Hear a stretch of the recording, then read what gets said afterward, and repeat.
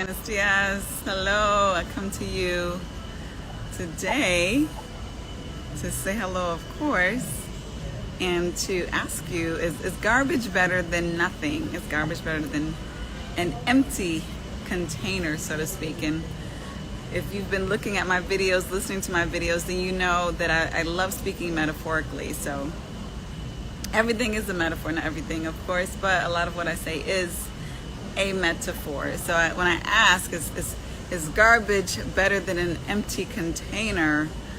I'm saying that metaphorically because I know you know exactly what I mean, right? And so specifically thinking about time, time. I'm always talking about time because time to me is truly the most valuable resource that I have, that most of us have, because we can obtain a lot with time, but there's a lot of things that we cannot obtain with other things. And so the reason why I ask you, is garbage more valuable than an empty container? Because a lot of times that's how we treat our time. A lot of times we say, we're bored, I need something to do. Or it's too quiet, I need something to listen to. And we act as if that void is the worst thing in the world, right? Like the worst thing in the world, is stillness really the worst thing in the world? Is quiet really the worst thing in the world? Is nothing to do, nothing on the agenda the worst thing in the world? I used to be notorious with that. Every time I got in the car, I have to turn something on, NPR, music, what have you. And now I have so much pleasure in an empty sound. It annoys me that when I get into the car, every time I get in, my Bluetooth automatically connects and starts my music system. To me, that is so disrespectful. Why do you assume every single time I get into my car, I want to turn on the music or sound or whatever it is? But the reason why they do it is because that's what the majority of people want. And if I be honest, it took me a very long time to get to this point. I've been like this for over a decade, but for the majority of my life, I needed the sound all the time, right? But the danger in that, we always want to know, okay, what's the danger in it? So what? I like sound, I like to hear it, it makes me feel better. The danger is you may be misaligned because you're acting impulsively. And when we act impulsively, we get impulsive products. So that means it's not intention behind what we're doing. And I am a believer that the more we are aligned with where we're supposed to be, the better the products that we get, the better the benefits that we get.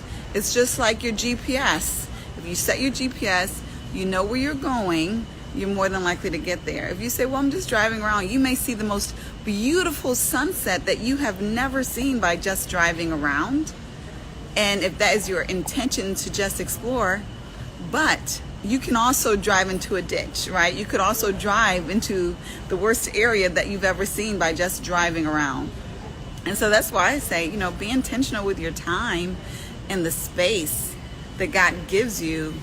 And that intention is not anything new. A lot of times we hear this lingo, intention, and, thinking that it's new. It's not new. God said, be still, to pray without cease. And that's another misconception that I had. Pray without cease. Every single second I'm walking around praying, I won't have time to do anything else.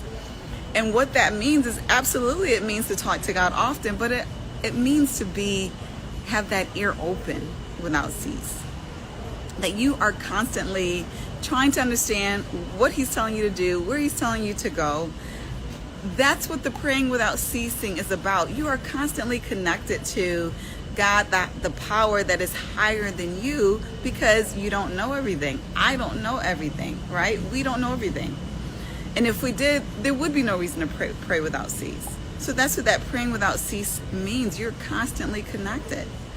There's not these moments where He's irrelevant in what you're saying and what you're doing and how you're spending your time.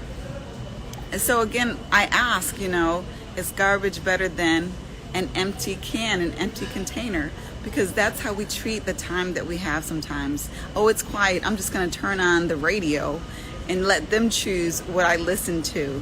Oh, I have nothing to do. Oh, sure, I'll go out on a date. How many times have you said that? How many times have you've heard friends say that over the years? Oh, sure, I'll go out on a date. There's nothing else to do. Oh, sure, I'll go to the mall. There's nothing else to do. And where is your vision in that there's nothing else to do? Is it spending quality time with someone who you love, who you appreciate?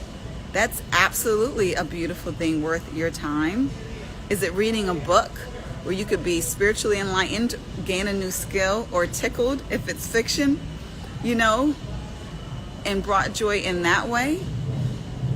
It's not to say that you have to be working, because constantly, I'm saying, preaching to the choir that I'm in, that work is not always the way. You need a moment to refresh.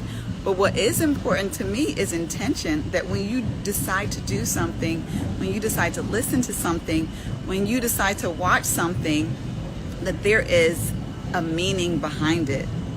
Because you are valuable and you're worth more than just doing something because there's nothing to do, or seeing someone because there's nothing to do, or listening to whatever because there's no sound. And so I just pray that you will be open, to what God has for you to do in this moment. What is going to bring you benefit in this moment? What is the value you're going to give to someone else in this moment? You are more valuable than just filling a can with garbage or what have you, filling a can with whatever because you don't want it to be empty. I challenge you to be uncomfortable with the stillness, be uncomfortable with the quietness, so that you can see the value that comes out of it. And it's only going to happen after you've done it a while. It's just like anything else. You have to get used to it. And then all of a sudden, there's these ideas of what you can do, how you can spend your time, who you can spend your time with, when there's not that assumption that you just have to be impulsive and grab the first thing that's next to you. So have a blessed day. Shout out to Hisham, to Heather. I hope you are enjoying your day. Hope it's beautiful where you are, and take care.